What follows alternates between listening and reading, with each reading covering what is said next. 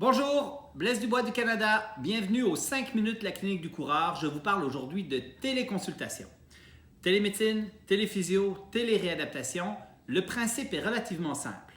Vous avez besoin d'une bonne connexion Internet et vous avez besoin idéalement d'une connexion vidéo. Donc le portable est quand même l'idéal.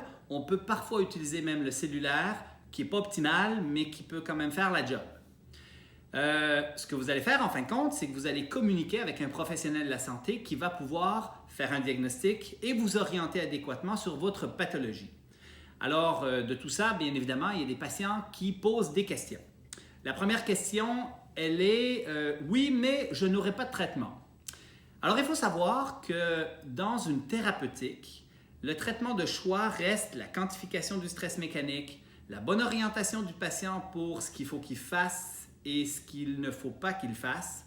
On va l'éduquer, on va lui donner des conseils et cette partie-là correspond pour la majorité des conditions musculo-squelettiques à 80% du traitement. Donc oui, en téléconsultation, vous pouvez avoir les meilleures thérapeutiques par cette éducation-là. La deuxième chose, c'est qu'on peut enseigner des exercices en téléconsultation assez aisément. On peut montrer des exercices, on peut partager notre écran, on peut expliquer la pathologie suite au diagnostic.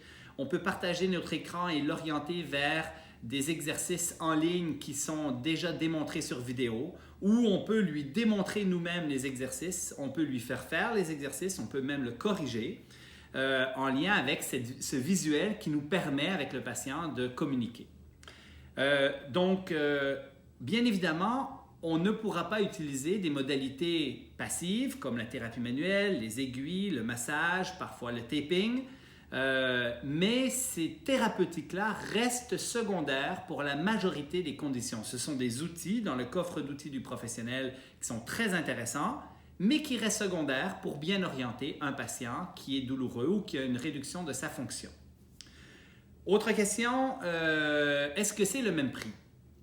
Alors, c'est vraiment propre à chaque professionnel, mais pour la majorité, oui, c'est le même prix parce qu'on me paie, entre autres, pour le temps passé avec un patient et pour mon expertise professionnelle.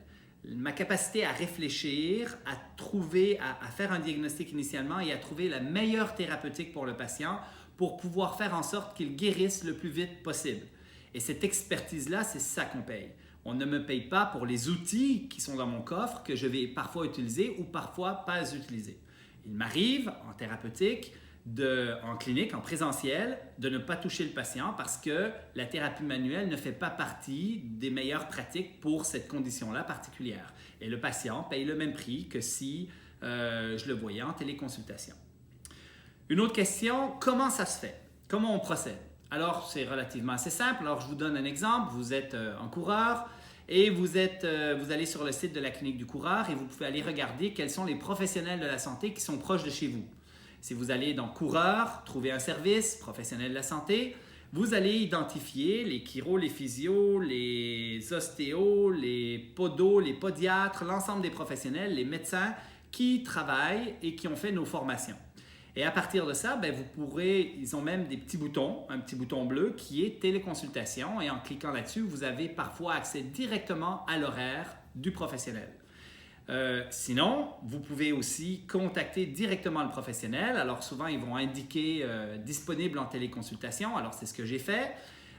Donc vous pouvez par exemple écrire au professionnel. Dans mon cas, ça serait blaisedubois@me.com. Vous m'écrivez et je vous cédule en téléconsultation et vous recevez en fin de compte par la suite un rendez-vous tout simplement. Et en temps et lieu, vous pouvez suivre la téléconsultation. Dans un monde idéal, on est sur des plateformes sécurisées. Il y en existe plusieurs. Mais dans un moment de crise comme on est actuellement, certains collèges, ordres professionnels acceptent en fin de compte des alternatives comme Skype, comme Zoom et ainsi de suite. Mais dans un monde idéal, les plateformes sécurisées sont quand même largement préférables. Pour conclure sur toute cette histoire de télémédecine, quoi vous dire d'autre? Le patient, en fin de compte, il faut savoir que quand on fait un diagnostic en téléphysio, en téléconsultation, on a un visuel du patient. On arrive à savoir c'est où qu'il a mal exactement. Il peut nous pointer sa douleur, il peut nous montrer si jamais il y a un gonflement ou quoi que ce soit. On peut même évaluer des amplitudes. Dans l'évaluation des amplitudes, on peut même prendre des mesures, on peut prendre des photos, calculer les angles et faire un diagnostic le plus précis possible. Même sans toucher au patient, on arrive habituellement à faire un diagnostic assez précis. On n'est pas dans les voitures, on est dans le corps humain. Donc, même en présentiel, on n'est jamais 100% certain des diagnostics, mais souvent, on est capable de faire quelque chose qui se rapproche très, très bien, très près du présentiel. Je conclurai ce petit 5 minutes en vous disant, en fin de compte, que 2 conseils pour prévenir les blessures.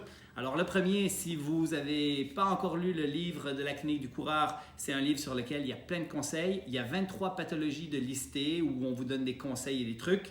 Et l'autre chose que je pourrais vous dire, c'est de bouger, de sortir dehors, de continuer de courir parce que ça prévient non seulement plein de pathologies musculo-squelettiques, mais en plus, vous allez booster votre système immunitaire dans un moment où on en a grand besoin.